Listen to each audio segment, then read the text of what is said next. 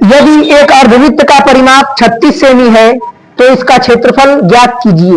पहला ऑप्शन 154 वर्ग सेमी, दूसरा ऑप्शन 206 वर्ग सेमी, तीसरा ऑप्शन 77 वर्ग सेमी और चौथा ऑप्शन इनमें से कोई नहीं। तो आपका क्वेश्चन है, यदि एक अर्धवृत्त का परिमाप 36 सेमी है, यदि एक अर्धवृत्त का परिमाप 36 सेमी है तो इसका क्षेत्रफल क्या होगा। मतलब क्वेश्चन में आपको अर्धवृत्त का परिमाप दिया है और आपसे अर्धवृत्त का क्षेत्रफल पूछ रहा है। क्वेश्चन में कहा है ना कि इसका क्षेत्रफल क्या होगा, इसका क्षेत्रफल मतलब अर्धवृत्त का क्षेत्रफल क्या होगा। तो हम सभी को पता है कि अर्धवृत्त का क्षेत्रफल निकालने के लिए हमें पेरीमीटर मतलब कि परिमाप की आवश्यकता पड़ने वाली है।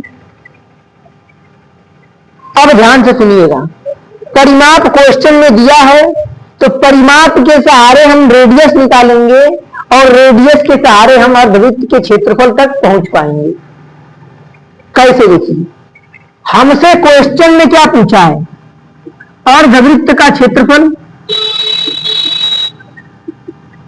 और अर्धवृत्त के क्षेत्रफल का सूत्र होता है 1/2 पाई आर स्क्वायर। तो हमें पाई, तो मान लीजिए पाई की वैल्यू फिक्स है 22/7, 1/2 एक कांस्टेंट है, लेकिन हमें रेडियस यानी कि त्रिज्या की आवश्यकता तो होगी ना। और क्वेश्चन में हमें त्रिज्या नहीं दिया है बल्कि पेरीमीटर दिया है, यानी कि क्वेश्चन में हमें परिमाप दिया है। तो हमें परिमाप के सहारे त्रिज्या निकालनी होगी, तब जाकर के हम अर्धवृत्त का क्षेत्रफल निकाल पाएंगे। तो चलिए,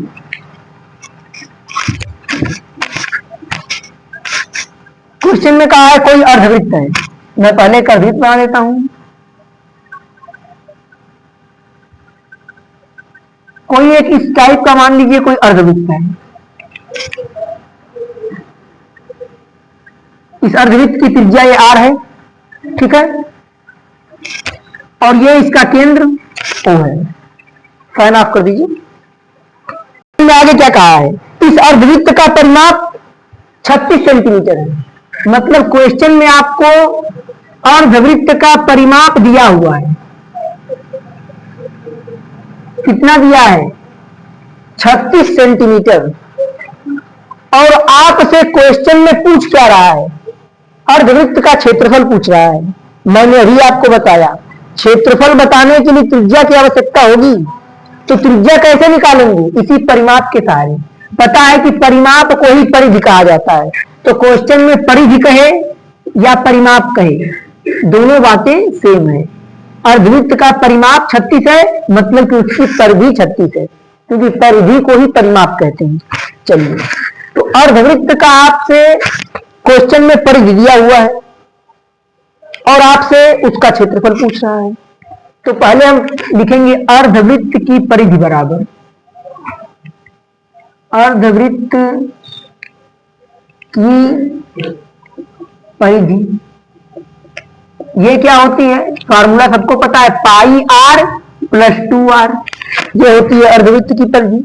यहां से आप r कॉमन ले लेंगे तो पाई प्लस 2 हो जाएगा।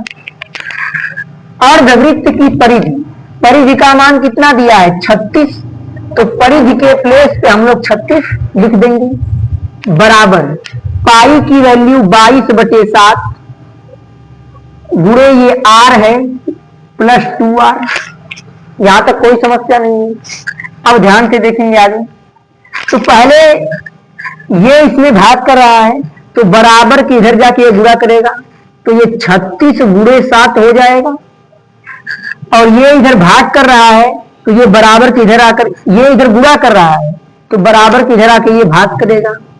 बराबर यहां क्या बचेगा? r प्लस 2r, यही तो बचेगा।